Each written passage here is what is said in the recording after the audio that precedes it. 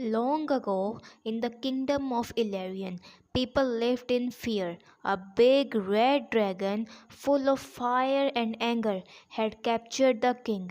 He kept him locked inside a dark cave in the mountains. The red dragon ruled the land with fire and fear. Villages were burned and people cried every day. But there was hope.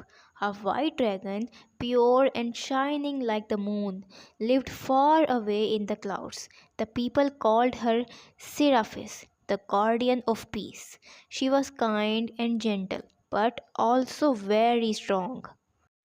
When the king prayed for help, the white dragon heard him.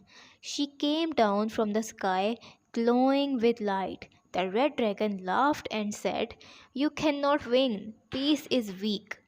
The white dragon answered, "Peace is stronger than cruelty." They fought in the sky. Fire met light. The earth shook under their power. The red dragon's flames turned to steam when they touched the white dragon's icy breath. At last, the white dragon won. She changed the red dragon with glowing light and freed the king. The people were happy again, and the sun shone after many years of darkness. The white dragon flew away quietly, leaving only hope behind.